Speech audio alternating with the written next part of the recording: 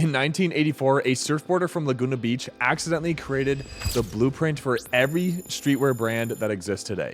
With zero business plans, with no investors, and $0 in marketing budget. Just a signature that he kept scrolling on surfboards because he thought it looks cool. That signature is now on a brand worth hundreds of millions of dollars.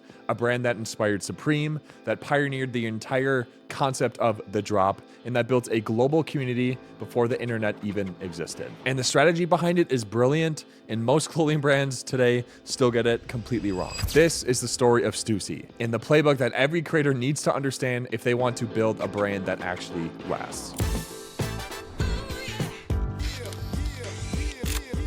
This is Sean Stussy in 1980. Currently, he's 24 years old, he lives in Laguna Beach, California, and the man just shapes surfboards for a living. He's not actively trying to build a fashion empire, he's not thinking about brand strategy or market positioning. He's just a guy who loves surfing and wants to make boards that perform well and look different. But here's where it gets interesting.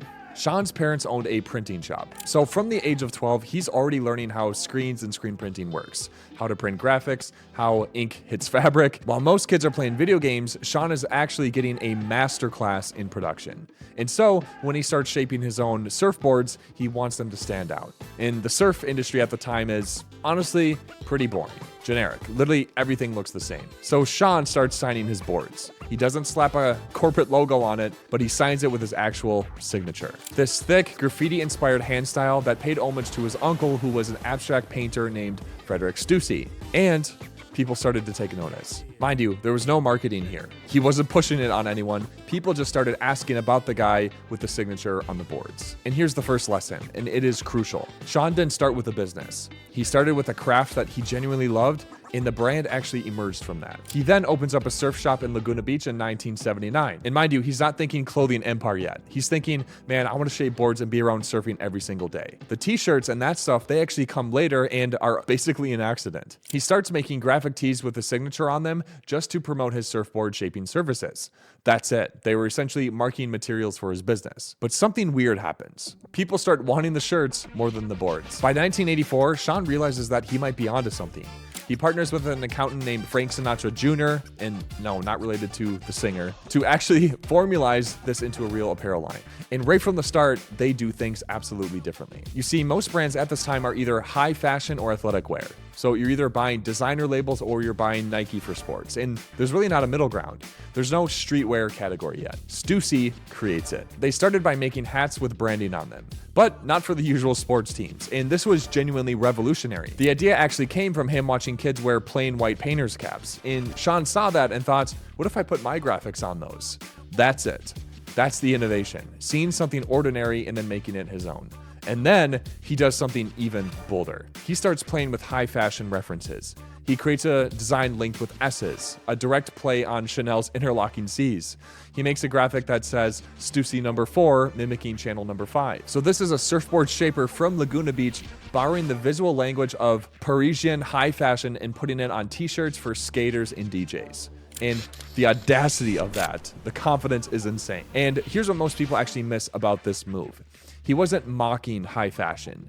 He was saying that, no, we belong in that conversation too. He understood something that most brands still don't get, that you can be accessible and aspirational at the same time. You don't have to choose. By 1990, just 6 years after the clothing line officially launches, Stussy is doing $17 million in annual revenue. No traditional marketing campaigns, no celebrity endorsements. So if he didn't have those, how did he do this? This is the part of the story that should be required studying for anyone who's building a clothing brand today. Before followers, before likes, before viral moments and Vine and TikTok and algorithm hacks, before any of that even existed, Sean Stussy built something called the International Stussy Tribe, and that completely changed everything.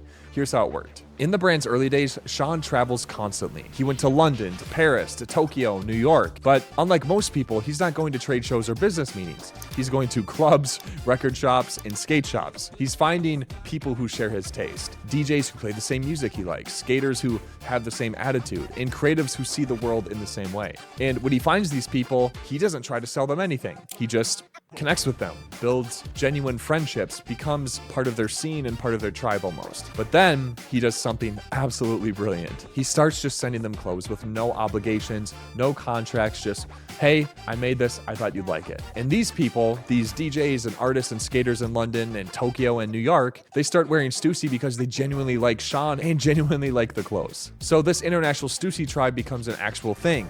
They make custom varsity jackets, one of ones with each member's names embroidered on them. And these jackets are never sold. And his brilliant idea was to never allow people to buy these. These jackets are never sold. You can't buy your way in, you have to be invited. Listen to how the co-founder Frank Sinatra Jr. described their philosophy. We wanted people who cared enough about what they wore to go out and discover us and feel like they had found something unique, not available everywhere, that said something about who they were. We weren't advertising from the top down, we were about being discovered from the bottom up. Mind you, this is 1987. There's no social media, there's no influencer marketing, there's no seeding strategies that some agencies put together. This is just a guy who understood that the best marketing is genuine connection with the people. Michael Koppelman, who founded Gimme 5 and was part of the early scene, put it perfectly. The tribe happened before the growth of the brand. It appeared as a form of mutual respect between like-minded people without any consideration or motive of commercial growth, which of course is authenticity. You had to know someone to be on the look. You couldn't just buy into it. The tribe happened before the growth. That is the whole game right there. Most brands are trying to grow first and then build community.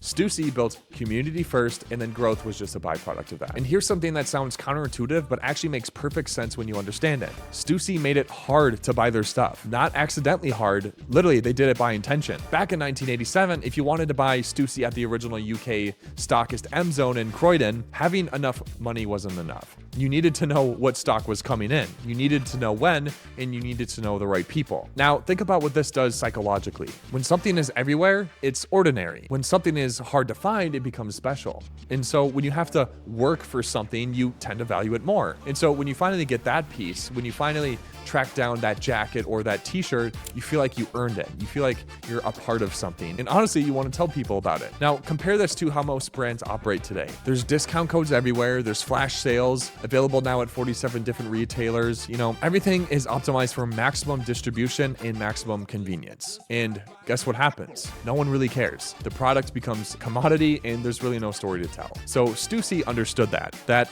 scarcity creates desire and that exclusivity creates community. And now this is the same playbook that Supreme would later perfect. And remember, James Jebbia literally learned this from working with Stussy before founding Supreme in 1994. When BBC 4's The Look interviewed Sean during this era, trying to understand how he built this fashion phenomenon, his answer was comically modest. Pants and shirts and jackets and hats. That's it. That's how he described it. Because to him, it was never about the clothes. The clothes were just the physical manifestation of something bigger, a lifestyle and an attitude and a way of seeing the world. In the early 90s is when Stussy goes from cult brand to an absolute force. And it all happens because of New York.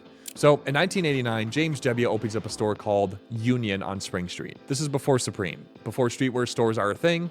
Soho is still gritty and up and coming. So Union is different from anything else. It's not the baggy hip hop aesthetic that dominated New York at the time, but it's also not preppy or high fashion either. It's this new thing, hard wearing, cool, curated, hip hop plays in the store. The attitude is the street, but the selection that they have is, a little elevated. And Jebbia desperately wants to stock Stussy. So he keeps pushing for it, but Sean just isn't convinced. He doesn't just sell to anyone who asks. And finally, this guy named Paul Middleman, Stussy's creative director, brings Sean to New York to see Union in person. Sean walks in, looks around, sees the vibe, and he just sees that Jebbia gets it. And so he agrees. 2 years later, in 1991, Sean and James Jebbia open the first Stussy flagship store in New York together, and it becomes a cornerstone of Soho's transformation from industrial neighborhood to the streetwear mecca, if you want to say that. In 1992, they do something even more innovative. They open a combined store on La Brea in LA called the Stussy Union. Half Stussy's product and half Union's curated selection. This was also unheard of at the time. Now we call it collaborations or collaborative retail, but back then it was just two guys who trusted each other in figuring out how to create something new. And it was that partnership that eventually outgrows the single space. They split into separate stores, but they stay next door to each other, still there today, decades later. So that is what real partnerships look like. Just two people who genuinely respect each other,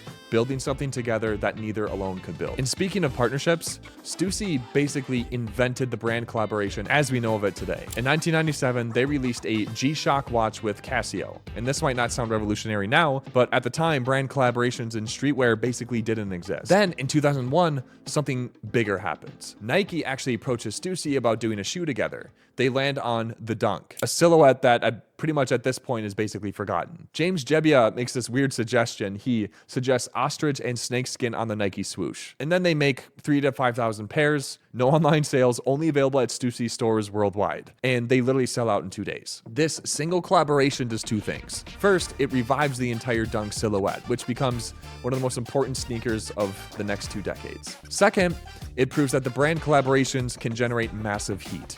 And every hyped collab that you see traces its DNA back to that moment. As time goes on, more projects follow. You have the Huarache, the Blazer, the Dunks.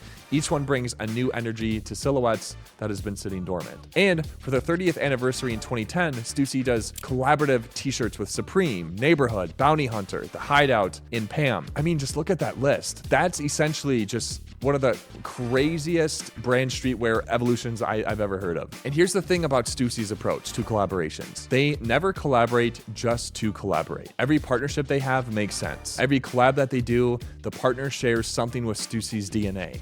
A connection to the original tribe, a similar approach to quality and culture, and a genuine relationship that predates the business opportunity.